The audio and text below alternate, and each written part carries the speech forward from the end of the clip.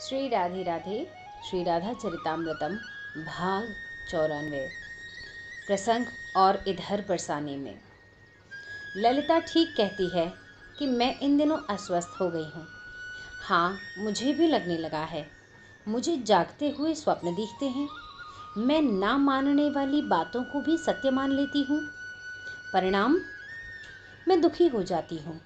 अब ये भी कोई मानने वाली बात है कि मेरे जीवन धन, प्राण सर्वस्व, मेरे प्रियतम मुझे छोड़कर चले गए। अरे कैसे मान लूं? चंद्रावली जीजी कह रही थी कि श्याम सुंदर ने हमें त्याग दिया। हंसी आती है मुझे तो। अरे वे मेरे प्राण हैं। भला मुझसे वे पृथक कैसे हो सकते हैं? वे और हम एक हैं। हंसती हैं श्री राधा रानी। लेकिन कह रही थी कल चंद्रावली जीजी कि अक्रूर आया था और ले गया मथुरा। हाँ, मैं कब मना करती हूँ। ले गया होगा 2-3 दिन के लिए। पर मैं कैसे यकीन करूँ? मेरे सामने तो वे रहते ही हैं, हर समय, हर क्षण। कोई ऐसा क्षण नहीं होता जिस क्षण मेरे श्याम सुंदर मेरे पास ना हो। चंद्रावली जीजी मुझे बिना मतलब के चिंता देती रहती है।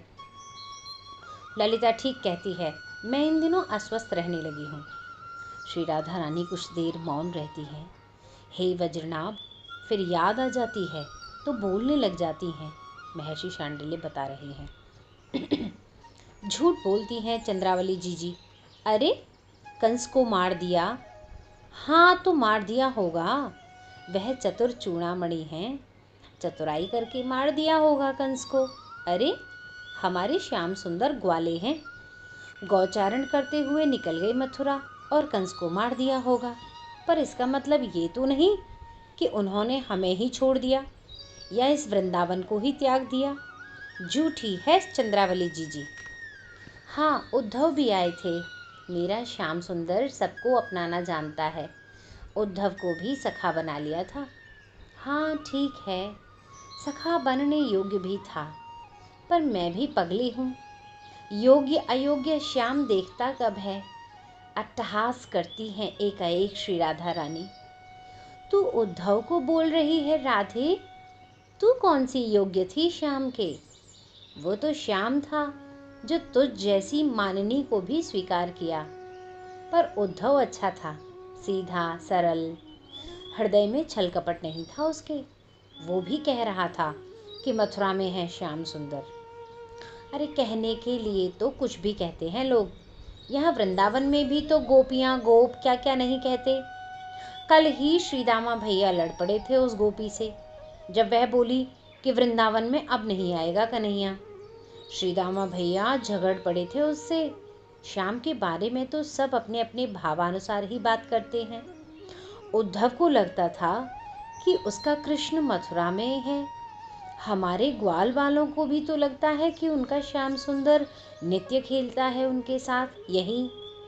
पर उद्धव आए और गए। कहकर गए थे कि कृष्ण को ले आऊँगा, पक्का ले आऊँगा। मैं हंसी थी उसी समय। कहाँ से लाता उद्धव कृष्ण को? मथुरा में थोड़े ही है श्याम सुंदर। मेरे श्याम तो वृंदावन में है, बरसाने में है, बरसाने की कुंजों में है, यहाँ के प्रेम सरोवर में है, यहाँ के सांकरी खोर में है, मेरे हृदय में है, मेरे अंग अंग में है, मेरी सांसों में है। कहाँ नहीं है मेरा श्याम? सर्वत्र है मेरा श्याम। फिर चंद्रावली जीजी झूठ क्यों कहती है कि श्याम सुंदर ने हमें छोड़ दिया? उफ, कैसे गलबहियां देकर मुझसे कहते, राधे तुम, मैं और मैं तुम। हंसती है श्री राधा, खूब हंसती हैं। अब चंद्रावली जीजी को कौन समझाए कि वे मेरे अंग अंग में समा चुके हैं। अब मुझे उनसे मिलने के लिए नंदगांव जाने की ज़रूरत नहीं है। अरे वे तो मेरी सांसों में ही समा चुके हैं। मेरी धड़कन वही है। अब मैं कैसे समझाऊं चंद्रावली जीजी को कि वे तो ये रहे। देख, वो कदम्ब के नीचे बैठे बांसुरी बजा रहे हैं। अरे देख, वो रहे, मेरे करीब आ रहे हैं। ओह, मुझे हृदय से लगा लिया। इसके बाद मूर्छित हो जाती हैं श्री राधा रानी। ललिता सखी बस अपने आंसुओं को बहाती रहती हैं अपनी लाडली की ये स्थिति देखकर। पर महाभाव में डूबी श्री राधा रानी श्याम के अलावा अब किसी और को कम ही पहचानने लगी हैं। ज़्यादा समय भावोन्माद की स्थिति में ही रहती हैं। जय जय श्री राधे श्याम।